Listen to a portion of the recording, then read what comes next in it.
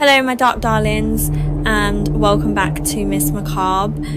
Tonight I have some chilling horror stories for you to fall asleep to. So dim the lights, get comfortable, and let the darkness pull you in. And if you enjoy late night horror, don't forget to like, subscribe, and join me again for more. Now, let's begin.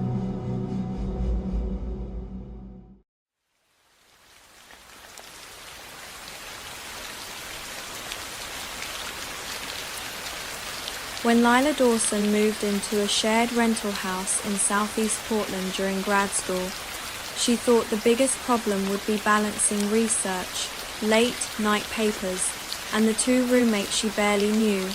Instead, it was the man next door. Lila had a bad habit of stepping outside for a cigarette when her anxiety got too loud, usually around midnight. Sometimes later, the backyard wasn't much.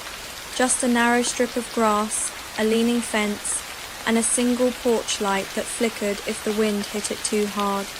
But it was private enough to let her breathe. At least it felt that way at first, the first time she noticed him. He was standing in his own yard on the other side of the fence, completely still, cigarette glowing faintly in the dark. "Can't sleep either?" he asked. His voice made her jump. He was older 40s maybe, with a gaunt face, hollow eyes, and a smile that never seemed to reach them. He introduced himself as Mason, said he'd lived there for years, and joked that the neighborhood got loud after midnight. Lila laughed politely, finished her cigarette, and went inside. The next night, he was there again, and the night after that, soon it felt like he always knew when she stepped outside. Sometimes she wouldn't even hear him approach. He'd simply be there already, leaning on the fence in the dark, asking questions in that same calm, almost intimate tone. What was she studying? Did she have a boyfriend? Which room was hers? The one with the lamp or the one with the plant? That last question made her stomach turn. Lila stopped going out at night after that. The problem was, Mason didn't stop. She started finding cigarette butts lined up along the fence directly below her bedroom window, even though she never smoked there. Then a 6-pack of beer appeared on the back step with a sticky note attached. For our late night talks, she threw it in the trash. The next morning, the empty bottles were back on the porch. One was sitting upright on the windowsill outside her room. Lila told her roommates, but they shrugged it off. One said Mason was weird but harmless.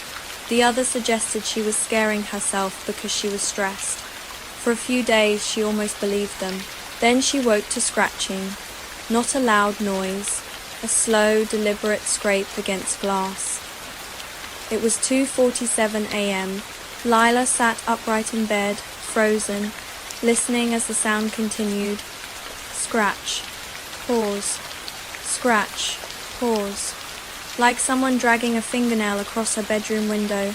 Her room was on the first floor, facing the side yard. The curtains were thin enough that she could see the vague shape of something moving just beyond them. She couldn't scream. She couldn't move. Then the scratching stopped. A few seconds later, her phone buzzed, unknown number. A text message, "You look prettier when you're scared." Lila made a sound she still can't describe and called 911 with shaking hands. Police found Mason sitting in his kitchen when they arrived, acting confused and insulted. But outside Lila's window, in the damp soil, they found fresh footprints, and tucked behind an overgrown shrub was a milk crate. He'd been standing on it to look in. That alone wasn't enough to arrest him.